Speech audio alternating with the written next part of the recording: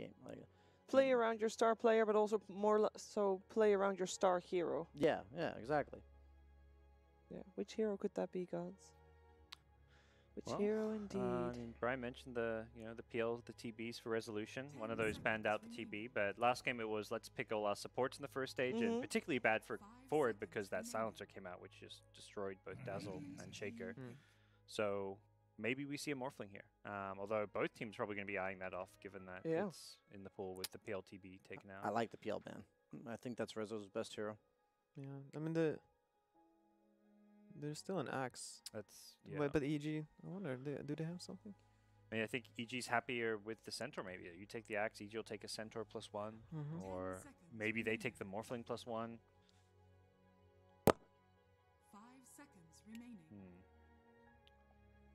I'm sure forwards realizing, okay, they left this axe in the pool. What are they going to get if we first pick it? And Undying is still in the pool. That's the first time in a while that Undying did not get banned in the first phase. SVG loves Axe plus Undying. I was going to say Undying, yeah. There you go. Undying is good against Centaur. If you match him as supports, it shuts down him in lane. Even though it's like nice to have Tombstone or like Stampede against Tombstone later. Yeah. It's not like as long as you have some stuns to keep him in the Tombstone. No, the thing is like you can have Stampede versus Tombstone, but like if you drop this Tombstone on Roche, and then like what do you want to do? You want to Stampede away from Roche? Like go ahead, just kill that. It's funny because it's like I feel like I can predict EG's drafts most games out of all the top tier teams. They always draft very straightforward, but at the same time, like I feel like it consistently beats teams of Forward Gaming's caliber, like these like tier 2-esque teams. Predicted that quad pick yesterday. I did not predict the Quap pick. The funny thing is, people were memeing about Quap like probably an hour or two before that game, how bad she was, and then they picked it. And bad she was indeed. Yeah. Bulba defended the pick today. Bulba defended it, yeah. Was it his call? Did you talk to him about that? No, he didn't say it was his call, but like he didn't think it was bad in the draft. Like Sumail wanted it, but he thought they just played it wrong, which I do think it could have been played better. But at the same time, it's like, why would you pick a bad hero when you can just pick a good one? No. That seems like pretty solid reasoning right there. Yeah, I thought that was, you couldn't touch that one. No. Oh, the Pugna though. That is interesting. I think they definitely need to take Morphling out on EG. I think that's really important. You have Pugna. You've seen Alliance do this like Pugna Morphling strat, and you also have Morphling against the Tombstone. Yeah, I'm happy they banned out the Arc Warden on the set of forward as well. We have seen him play a dominant role in the last couple of games. So many carries getting banned out right here. Yeah. So you kind of just learn these problem heroes, and they're heroes like Arc Warden that you're not going to first two pick, but you're going to lose to a game one and just not let that happen again. Yeah. Haven't had time to figure it out either, like what you want to do against it. You know, we talk about heroes being on the radar for picks and bans, and obviously for carries, we all know which ones are most prominently on the radar. Are there any cores that should be on the radar that are just not? Because, for example, I'm thinking back to in the minor when we saw Navi pick Gyrocopter without IO, and won with it too. Very fast-paced core that actually worked out real well. Gyro feels pretty weak to me personally without the IO. I think Clinks maybe, although it seems like people just learned how to play against the strafe now. Yeah, if you want to take a Navier, I would say like Alchemist could probably be played more. I don't know exactly when you can pick him though, but it would always be last pick, I guess, as well. Yeah. I just like being a carry player. I look at Pugna Centaur and I'm like, what do I pick? Because you usually don't get last pick. Yeah. So you're going to be playing something into Pugna Centaur, and it's also going to get countered by the other cores. And I don't know. That never. Like I want to see what EG picks here, because like obviously they've had the upper hand so far. I love the Morphling ban, as I mentioned. Oh, they banned it themselves from Forward Gaming. Yep. Oh no, that was the opposite of how I thought that was going to go. I guess they worried EG might pick it straight out of the ban.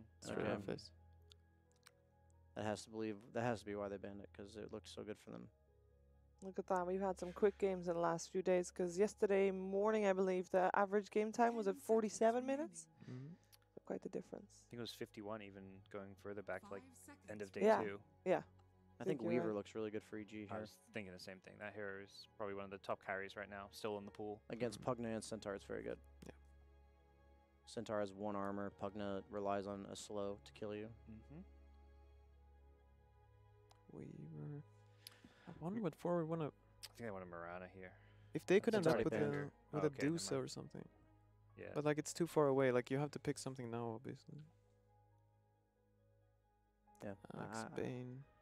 This is where I learn about how these teams think. Like for EG, I see nothing else than Weaver for their third pick. But if when they show it to me, I get to learn something.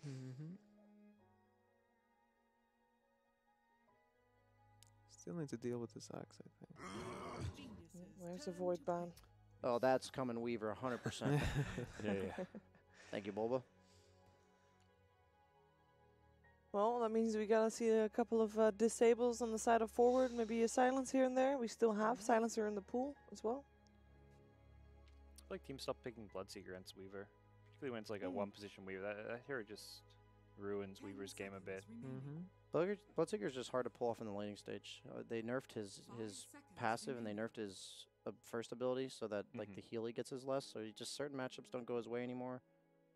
So they banned the Void, but now they're thinking about it. So maybe they just thought that was Rezo's hero that he likes to play, that they're most afraid of. No, I wonder. I think you're right. Though. Like Weaver should be the. They could be discussing whether they third pick it or fourth pick it. If they're not worried about forward taking it. Yep. Okay. Thank you. They still need a little bit more burst damage, but I think EG's lineup is looking pretty good. Forward though, they have like those two heroes are like Pugna and Centaur, like just as heroes in themselves, like they're very strong. But I don't know. I'm seeing this Undying. It's not. They have been dealt with. Like he's been dealt with in the way you can run away from him, but like that doesn't really solve the hero. Like, I'm not saying it's like good, but I think like you need a 5 that is okay against Undying and Weaver. And they also pick Ogre a lot, so there's still a Shaker in the pool, I guess. You could pick something like that. It's not too bad, but at the same time, it does not deal with this Undying at all. It's also like you need that. I guess not really the SVG hero. Yeah. I feel like if you don't pick Ogre, your carry hero is like really. Oh, I know. What is it? Shadow Shaman is what they. Oh, that's their hero. That's plus, it's actually good versus heroes. The only issue I have like not picking a 5 is because you have like a 3/4 combo already, kind of. Yeah, no, but they can run the Shaman as a 5, I think. Oh, okay. Yes. You think he's still strong? And these guys love that hero. I They think they picked them have every MSS played a lot. Yeah. I think Phoenix can work for them. Even with the Weaver on there, I wouldn't mind seeing a Phoenix. Damn. Nice Highlight call, guy coming in hot. nice call. No, it was no, because this hero can actually like you drop the wards on the tomb, right? It dies. You know, like I'm just thinking about this really tombstone. Nice. That's all I'm thinking about. Two volleys are good enough. Yeah, no, because that spell is actually stronger. So yeah, and then you get some disables, you know. Like if they mess up in lanes and there's only one hero, like Shadow Shaman beats up everyone. Are both Pugna and Centaur then core? I don't know. The TNC went core Shadow Shaman, I believe, in the game earlier. They did actually. So like I don't know. I don't know what's happening anymore. Centaur seems to be a support most of the time. I mean, could just be a Centaur 5 now? That's the ongoing trend this tournament. 3s to 4s to 5s. Yeah. 2 bans. Who banned Shadow Shaman? Some people playing against forward, probably. Forward, I want to say. I like that pick too. Luna? Yeah. I don't love it against Centaur, but I like it like with the heroes they have to back it up. They're also short range though. On EG? Yeah. They are indeed. I don't know if that's a problem or not. I just feel like there's going to be a lot of space on the map. Like my envision, like with the Weaver hero, this game is that he's going to create a lot of space for whatever carry is going to happen, and so I needed that carry to just farm really fast, and all the other ones were gone. Luna didn't exactly come to mind, but she fits the bill. If they're all short range, is this the Winter Wyvern game? No, you don't want like Wyvern versus Undying and Weaver. It's like it's not very fun. Even versus Luna is like so. Why don't we see Wyvern anymore? It used to be such a top pick, like last week. Even. No, I think it's the heroes being picked right now. I don't know, like when you see Undying, you don't really want a Wyvern. You see Same Weaver. with Pugna. Pugna for sure, yeah. Okay. But it can probably be picked a bit more though. I agree with that. I wonder what forward. I'm just thinking of like what course they can go here. I was thinking like Tiny is not good enough. Like they need something. I want to see that Spectre level of like, you know, like. I don't think Spectre is the hero though, but Bloodseeker? That's the hero I kept thinking. Bloodseeker Pugna has been a traditional combo. You mentioned it already. Trying to get like into the Luna, like it's kind of hard until you have that BKB though. And you can go Blade Mail. It's like good against the Weaver too, obviously. It still feels playable. That hero against Undying. Ugh. No, I mean it's the Weaver and Undying, but like she is very good against Luna. I just don't know about her, like how easy the lane is gonna be for her. Well, I've been told from people that I trust drafting more than me that Like, I thought Spectre versus Undying wasn't good. They said it's, like, unplayable. Because the Tombstone gives 1800 vision at nighttime and day. So team fights, like, the vision part of Haunt has no effect. They can just sit on top of the Tombstone, so, like, during the Haunt, it just doesn't matter. It's bad. The I mean, ult- I think Phoenix is worse though. For Spectre? Yeah. I can see that. But like they're similar things, right? Like this ability use and like you can't really fight into it. But it all depends. Like if you get because they have every team has a lot of things they drop down, right? Like they can drop down the Rust awards, and if they drop down the Pugna award, like around the Tombstone, and then they haunt, like they still can't This fight. is They have to true. run. This is true. I don't know about the lane though. Like I don't know what is EG's dual off. You know, like where are they putting the Spectre? Like what do they even wanna? They wanted to lane versus Axe, I'm guessing. Axe Weaver, but I don't know if I Is feel that like it's, good? I I think don't it's know. Luna Undying and Axe Weaver is their combos. Yeah. I don't think that that's particularly good. No, I think usually they put the Axe with their carries, so like Axe. Oh, Oh, really? you said that Axe Luna? I thought it was going to be Undying Luna. No, I think they want to put the Undying with Weaver because you can go on people like at level 2. I think they'll more importantly match the Undying against Centaur and Axe against the Shaman. Okay. Like, I think that's actually more important. All right. Well, in any case, both teams need a mid, most likely. Most likely. Could be Pugna mid, but probably not. They go for the TA ban, maybe Alina coming in. That makes sense. The TA ban and the Lina pickup. Pretty classic there. This could be an okay tiny game, I think. It's like it's not good in the team fights really, but like how the fight, like I think you can always kind of start the fight with this tiny, and there are 3 targets you one shot here, like for sure. Like the Lina dice, the Pugna dice, and the Shaman dice. Toss in the axe. See where that happens. There might be something better though. Like just Invoker. Yeah, it's something to start these fights maybe too, because like right now, if you're playing support axe, Uplink could take some time to. Oh, come you're on. right. Yeah, I like the Invoker, tiny. yeah. Invoker. Invoker it is. That was the only one that stood out to me out of all the suggestions. We finally get Sumail Invoker. I Yeah. feel like we haven't seen this in a little while. Hasn't been getting picked, and he's such a good Invoker player. We haven't seen a lot of Invoker in general, I feel. At least not enough for my liking. A lot of Fnatic Invoker playing versus Morphling in the mid lane. So game 2, Ooh, support Weaver. Core X. it is a support Ah. Weaver. Good to note before you guys decide who you think is going to take the second game, because we hinted at a lot of problems at forward head in the first game. One of them was laning stage. Is it solved? This Spectre just is going to have a tough time, I feel like, wherever you go. You haven't got the best lane support to secure your lane. I don't know. think the Axe should definitely be cutting creeps, and then the mid lane. God, these predictions are impossible. I mean, I'm gonna go with AG. I think the Axe will get too farmed, and like they won't get their game going on forward. I'm going with EG as well. Yeah. That's what my gut tells me. Like Brian? Brian told me we need to go with our gut more often. Game Yeah. plan for forward, is it enough? I feel like the or only way forward wins is by getting on top of Luna, and they have Axe, Undying, and most likely Coswex Invoker this game. And I hate Spectre, man. I think the And it hero's is a garbage. support Centaur, so he's not going to have an early blink as well. Yeah, I'm going for EG as well. Whew, I'm wondering, is there maybe a couple of forward fans on our caster desk, Transisiori? Do you think that they can tie the series? Come on, sound a little bit more convinced. As much as I like to be a contrarian Sheever, I don't know. I worry for resolution this one. I Oh, feel like it please. could be similar to last game. What? You got the It's forward. fine. It's fine. It's Fandom over fine, here. sister. Who won game 1? Pugna won game 1. Where's Pugna now? He's on forward gaming, so clearly they'll be victorious. I mean, it's simple math. guys. It's that easy. Simple math, any math. What could possibly go wrong? See you after the game. All right.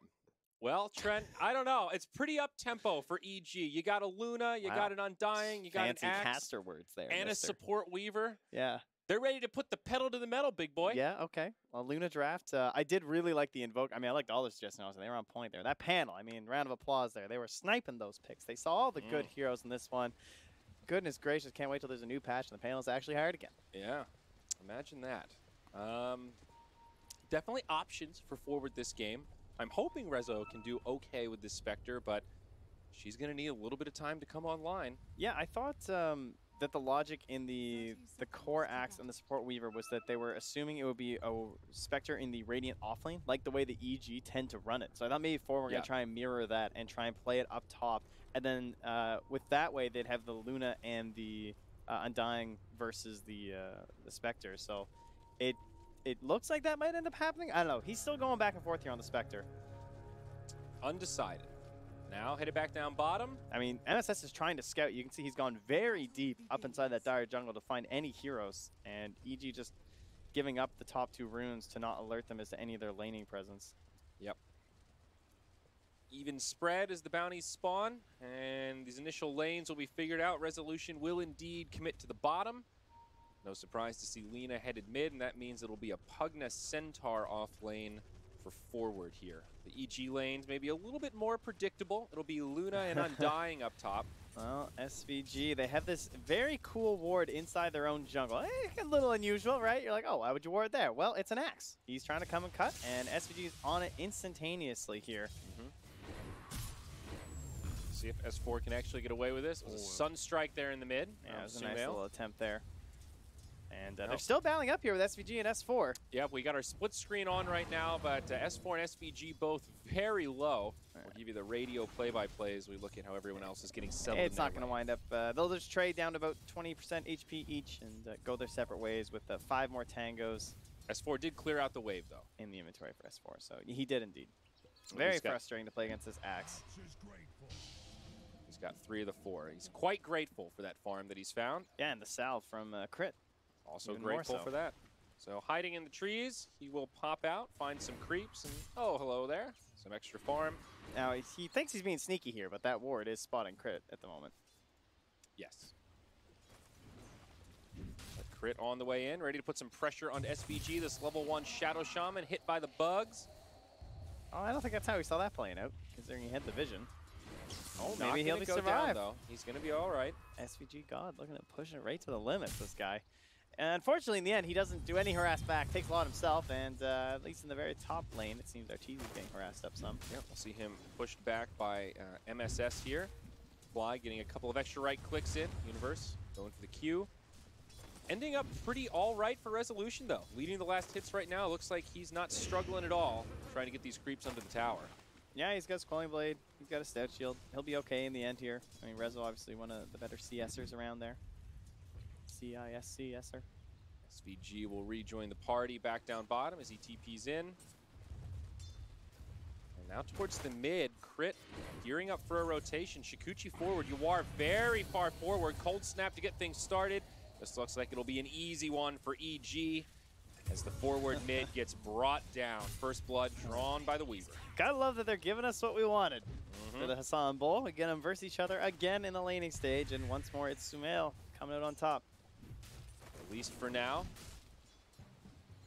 Back down bottom, S4 still doing a nice job cutting this creep wave, trying to put as much pressure as he can onto SVG, but good positioning from the Rasta near the tower, so S4 can't commit for a kill. It's so frustrating because there's just nothing you can do. Once he has this battle hunger, he can kill virtually any support that comes in this lane, especially if he gets any semblance of a level advantage over top of him on this axe. That's virtually guaranteed as long as he gets that first wave. Yep.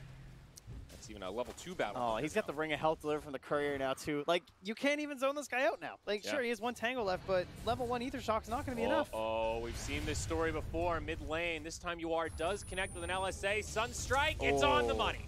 Cool guys. Sumail rubbing it in. They don't even look. Turns his back. See you later, brother. Back to the well you go. And this is the power of these maneuverable heroes that always get picked with this axe, who cuts the waves like this, is because you just want to be able to go from that bottom. If the axe is successful, he doesn't need your help. You want to rotate to another lane, be able to help out some kills, especially the mid lane. And remember, they've had this ward here, right? And it's still not enough. Yeah, it's even close to expiring. Hasn't really turned the tides at all. Back up top, Fly taking some damage, though Universe pretty much out of mana here. Does have a couple of stick charges. They are doing a good job slowing down Arteezy's farm. 12-2 right now in the Dire safe lane. Not the dream.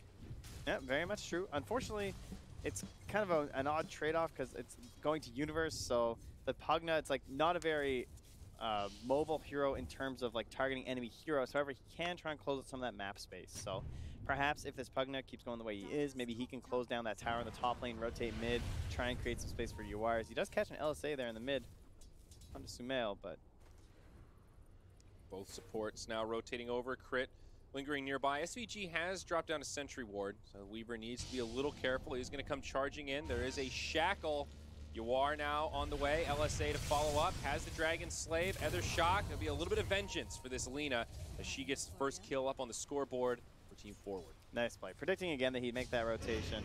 Seeing him coming through with the vision, and then also playing it real cool as he Kuchi'd under the sentry for a little bit. But the bounty runes, Rezo grabs one. Looks like I SVG believe will that's grab gonna the be other. 4. 4 for Forward at the first spawn. Okay, well, that'll give them a net worth lead, actually. There you go.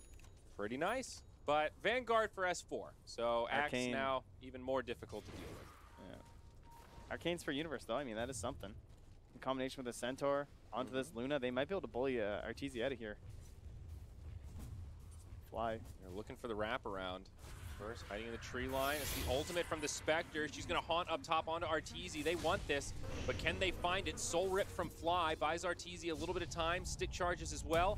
The Decrep sets up the stun onto Fly, and instead they'll have to settle for a kill onto the Undying. Not the high prize target they were hoping for. Yeah, and they might have lost a Catapult, but they do have a Pugna, so maybe they can still turn this into a bit of damage in that top tower.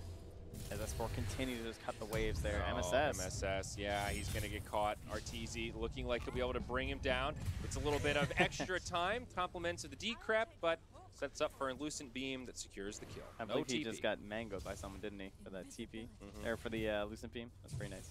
Yep. Now SVG in some trouble. There is a Shrine available. Oh, but there's an Invis UR coming through. S4 opting to about face. Knows Yawar is missing as Resolution comes in with the dagger. There's the LSA, and this Axe is finally going to get punished. Shackles, they will bring him down.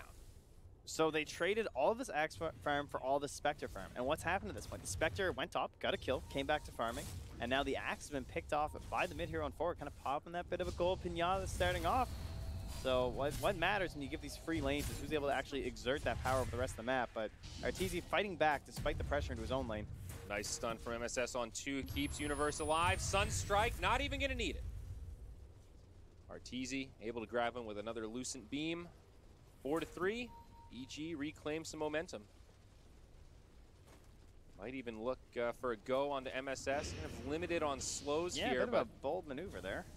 Crit on his way in, gets stunned under the tower, double edge, that'll be the end of Crit. Speaking of bold, they don't have a sentry. They're probably gonna know that ward's there though, just by the way they played that, I feel like. And yeah, a worthy tip. Talk about your all-time backfires. Just feed my enemy in lane, thanks a lot, Crit. And MSS tips Sumail. Okay. Now, oh, it was the pre-tip. SVG comes in to set it up, follow up LSA, there's the Laguna, but Fly with the Soul Rip keeps his mid laner alive. There better be a tip back the other way. Down in the bottom lane too. S4's just playing under the tower right on top of Rezo, trying to deny creeps in his face. Knowing there's not going to be any rotations, but then Crit comes through as well. And now he just feeds bottom lane. Crit, what's going on, buddy? I know you're a support Weaver, but you need some levels, dude. You're level 3 at 8 minutes? That Chikuchi cooldown's a bit long for that. I mean, just like that, Resolution is having one hell of a laning stage right now. 8 minutes in, he's already got his power treads, the Radiant's queued up, 4,200 net worth, leading the charts, 400 up on the Axe. This is great stuff for the safe lane Spectre. Yeah, the concerns will be coming through with the next Sunstrikes, likely, right? As the Exort starts to stack up on Sumail. Call, Sunstrike should be the bread and butter way to try and lock down Rezo. And Rezo's got to wonder, like, how much longer can I stay here? Because it's starting to feel dangerous with how aggressive S4's playing and Fly coming through here, too. Ooh, with this Tombstone, he might even get a chance for a TP. Just has to make sure he's ready to dagger. There's a potential haunt available here for Resolution to make the great escape. I want to take this tower down, open up this jungle a little bit. Pugna's not level 6, though. Maybe this fight's a little easier with some life drain. Definitely so. Fly with this nice aggressive positioning. Rezo pings him out. They'll find him, takes a decay. Tombstone breaks down the trees. Oh, that was his dagger committed. There's the haunt. He's going to reality to Arteezy in the jungle. Arteezy doesn't have enough mana for the Eclipse with the stick, but he needs the vision. Rezo, he's playing some Ring Around the Rosie. Backup coming through, SVG. Sunstrike, not on the mark, but Sumail's made the rotation. There's a tornado. He will be able to get into the Ghost Walk. Head back to safety. Meanwhile, that bottom tier 1 goes down as Universe grabs that tier 1 tower up top. All right, Rezo just chilling up top for a bit until he's ready to TP at his backpack, and down bottom he'll go to grab that. So Well, in the end, they still secured the tower down bottom, although they didn't get a kill, so nice for Rezo to at least prevent that. It does now put S4 to the top of the charts here. Crit TP out. Okay. Some good wards, or at least a singleton ward from EG in the enemy jungle. This tome is going to be very important here for forward gaming. Trying to get level 6 here onto MSS. Give the Centaur Warrunner a chance to enable his Lina. Another hero that's somewhat like the Troll Warlord, very notorious for needing quite a few items, but certainly comes online a lot easier and can actually participate in little skirmishes and ganks when she has some things like a Haste Rune or Stampede, plenty of burst damage. I think they might give the tone to the Shadow Shaman. He's actually level 4 himself. He's the one that's picked it up right now. I feel like he might just be buying for MSS, honestly, so he sells Blink Gold. Yep, totally possible. They will get another kill on crit up top, so MSS finding a pick-me up there, halfway through 5. 800 gold in the bank. And S4 just continuing to play so aggressively. Now a smoke from EG, Artesian Fly, smoke up on their high ground near the Ancient. Looking for a potential rotation, not going to find it mid. They'll have to venture into enemy jungle territory. They want to make that happen. Instead, they're going to head up top. MSS and Universe relatively far forward here. There's a fresh medallion here as well onto crit. I mean, benefits of playing a support that doesn't need boots. So if this fight kicks off, that will help to chew through this Centaur and Pugna. Arteezy does have an Eclipse. It'll be deployed. They jump in onto MSS. He'll be the first one to go down. Now Universe with the TP out. That Tornado. It's a little guy. A little millimeter. It was just a bit off. Not quite enough in the tank there from Sumail. Now, Ross towards mid. Nice stun. Fly. He's going to get caught by a Laguna. Shackles. That'll secure the kill. A Tombstoneless Undying. TP's into your lane. Not the most terrifying thing. I like this play, though. SVG was the one to use the Tome. Yeah, secures it the paid ultimate. off. And they might be able to get the tower out of this. Sumail drops the meatball from the skies. But now he gets caught by the Shackles. You are low on mana, but plenty of damage as Universe brings him down. Arteezy trying to pull the creep wave off, but you're not going to stop this Pugna and his Nether Blast from securing your tower. Yeah, don't need the Stampede with a Haste Rune, so they make it work. And speaking of runes, it's going to be a regen top for